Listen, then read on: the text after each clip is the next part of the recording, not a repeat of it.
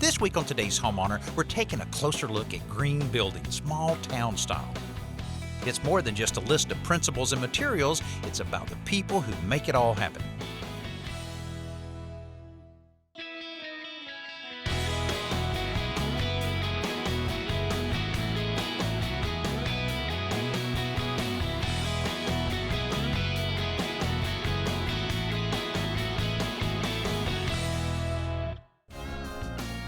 Over the last few years, we've covered a lot of green building and renovation stories, and many times we would focus on the products and the techniques involved in that kind of building. Well, this week we're going to put all of that in context of a real building, this one that you see behind me. Now, we're in a small town on the Gulf Coast called Fairhope, Alabama, and this is a collaboration of two locals, architect Bob Chatham and builder Jeremy Friedman, who really wanted to promote the concept of practical green building, and basically they're using this as an educational tool. Now, we're about to go in and really see what makes this house tick. Actually, earlier this week, Alan had a chance to walk around with builder Jeremy to really see how all of this came about.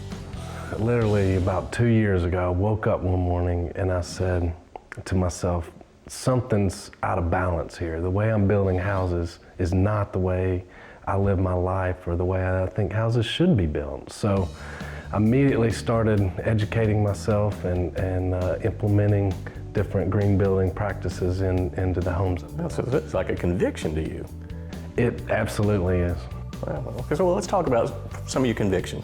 What I've seen so far, and I've had a chance to look around, I see a lot of recycled materials. Yes. What have you recycled? Well, the recycled materials we've used in the home, the flooring is some heart pine. It's made from heart pine beams, and we remilled it into flooring.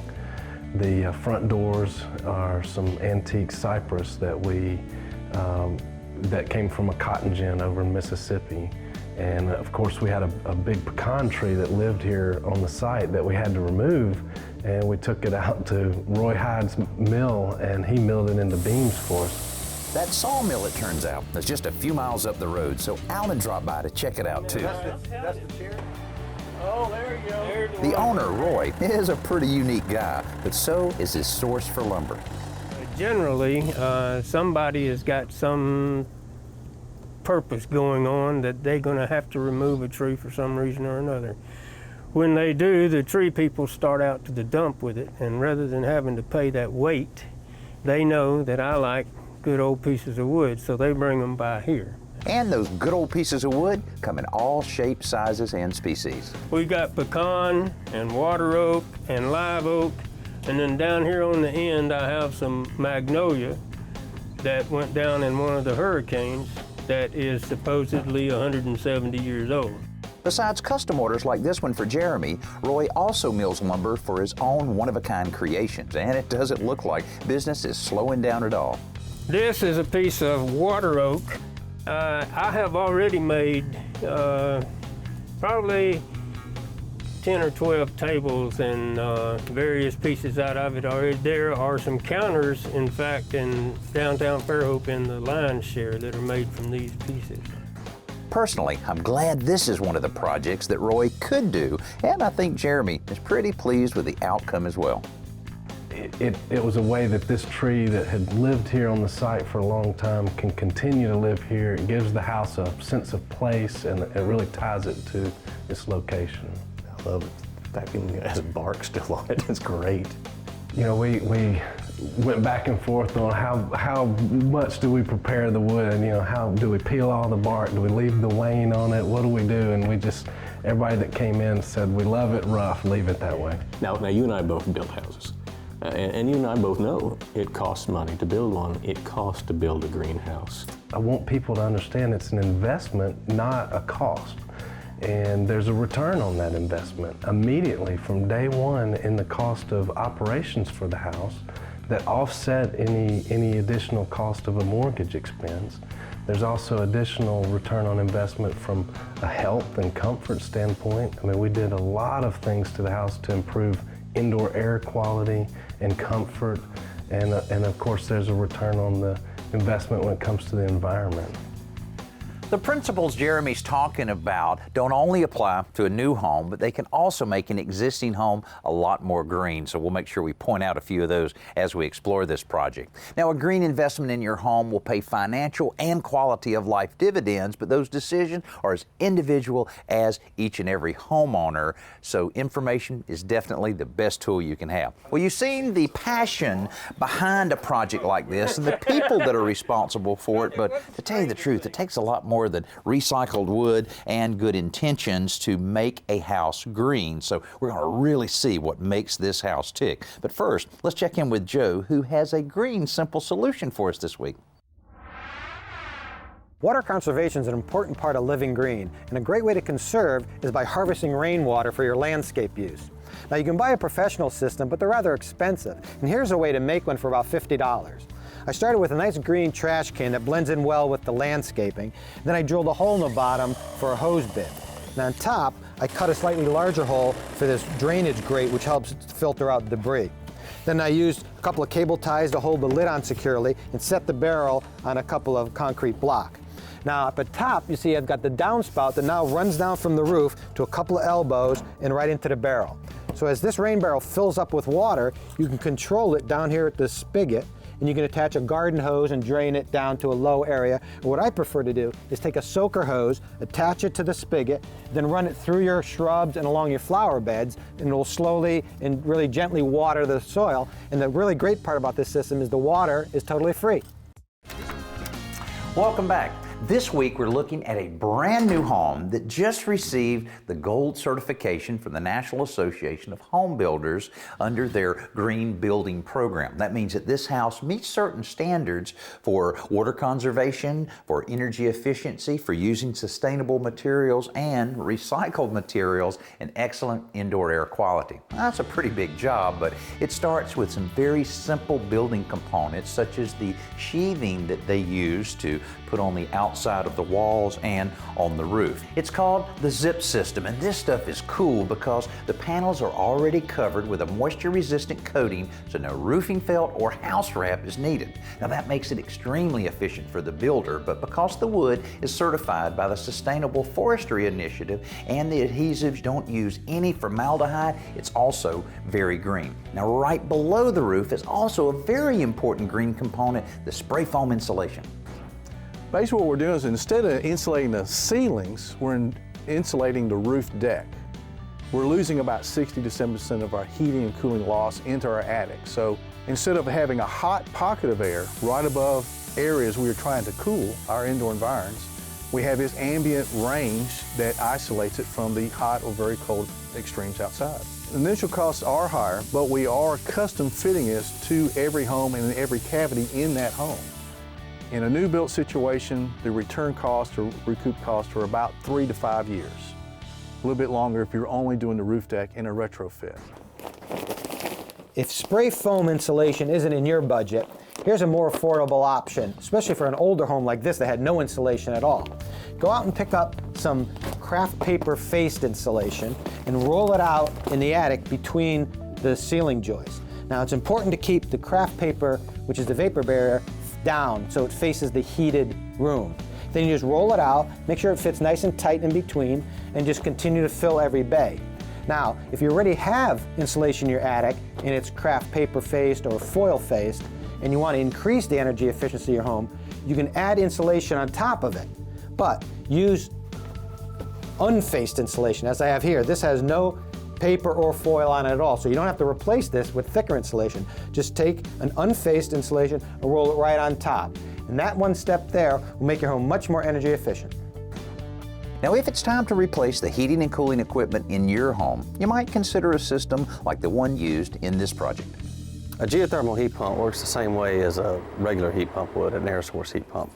We transfer heat just like they do, except ours we transfer in heat with the ground as opposed to outside temperatures. A heat pump, uses the outside temperature and refrigerant to transfer the heat. In the cooling season, you can put your hand over that fan and you can feel the heat being blown off. We use refrigerant and water, and in some cases water and methanol as an antifreeze agent. And water will flow from these out of the unit. We will go into the ground out of the ground into the pump and back to the unit. So we're just recirculating water, and the ground loop should last around 50 years. These PEX lines go to the hot water tank. We actually will take the heat and send it to your hot water tank too, to give about half your hot water for free. Earlier, we talked about the financial dividends these kind of investments pay, and energy costs are one of the biggest ways you get that payback. Because Jeremy used the techniques that he used on this house in building it, as well as energy efficient appliances and those tight building techniques, he expects his monthly electric bill to be just a little over $70 a month. That's incredible for a 3,600 square foot house. Hey, while I'm looking around for a few more green ideas, check out this week's best new product with Jody. Let's face it, the constant abuse from the sun, rain, and snow can really take a toll on outdoor surfaces. The good news is that you can give them a facelift before the weekend is over, and it's easier than ever. Thompson's WaterSeal Oxy-Foaming Action Exterior Multi-Surface Cleaner, now how's that for a mouthful, is formulated to remove dirt and mildew and other stains on a variety of exterior surfaces, including wood and composite decks, concrete, masonry, and even some fabrics. And while most cleaners contain bleach or other harsh ingredients, this stuff is actually oxygen powered, so it's gentle on surfaces, and it covers about 200 square feet per gallon. When using this though, you'll want to remember to saturate the ground around the plants to protect them. Then apply the cleaner with a watering can or a pump-up sprayer and let it sit for about 5 to 10 minutes before scrubbing it with a stiff brush. Then just rinse it off with your garden hose or try a pressure washer with a wide spray pattern. This week, we're taking a closer look at building green, specifically this house in Fairhope, Alabama, which was the first one in the state to be certified by the National Association of Home Builders Green Building Program. Now, from the beginning, architect Bob Chatham and builder Jeremy Friedman decided they wanted to prove that a greenhouse didn't have to be ugly, so aesthetics were a very important part of designing this home. Now, when they decided to do all of the furnishings to really show this place off, they had two priorities: attractive and green. In this house, we actually got to use a lot of different green materials. For example, all of the area rugs, they're dyed using vegetable dyes, which are environmentally friendly. And then whenever you get to your upholstery pieces like sofas, you can use soy-based cushions. Like that's what's the inside the cushion, the filler part. And then also just using natural materials such as linen, cotton, and some bamboo. My favorite piece is the aluminum table in the master bedroom, just because it shows that you can still have stylish looking furniture that is environmentally friendly. Now, in addition to using green materials, it was also important to these guys that the process of building the home be environmentally friendly. There's a lot of waste involved, so we had a real strict waste management plan. We worked diligently to reclaim or recycle as much of the waste as we could. We actually ended up recycling 72% of our waste. A lot of that is recycling of cardboard, which is the third largest waste stream in a new construction. Plastics, metals, were all recycled, and beverage containers. But then with all the waste wood, we ground it up into mulch and reused it in the beds. And speaking of that, the green features in this home don't stop at the front door. Everyone plays a part, including the landscaper. Well, a lot of people assume that landscaping, because it's with plants, means that it's naturally green and environmentally friendly, but that's not true. There's a lot of plants that people use in the landscape that are very hard to grow here, and they require a lot of work. Pesticides, they require a lot of fertilizers and a lot of care, and water. And so what I did here is went for plants that were native to this area so that they had a natural resistance to disease, to the pests, and water requirements. The patio in the back is a flagstone patio, but it's set in a permeable base. And what we did there, it's a natural drainage area for the backyard. And we had to figure out what to do with the water, but still have a nice usable patio. So what we did, we used some reclaimed concrete. It's called R-base, which is also environmentally friendly because it's not going into the landfill. They crush it. We use that as the base below it, and then we set the stone in and planted mondo grass. And what that area does is allows the water from the backyard to run into it and percolate through that down into the soil. It takes any pollutants, any pesticides, fertilizers out, and allows the water to go back into the groundwater clean. The irrigation system is called a Smart Line by a company called Weathermatic, and it is designed to save water and to use water smarter is what it does. From the heads that we use to the controller, and it has a weather station. Now, the weather station allows it to, based on your zip code and where you live and weather conditions, every day it measures evaporation, what they call evapotranspiration, which is the amount of moisture in the air, and so it knows what's going on around your yard.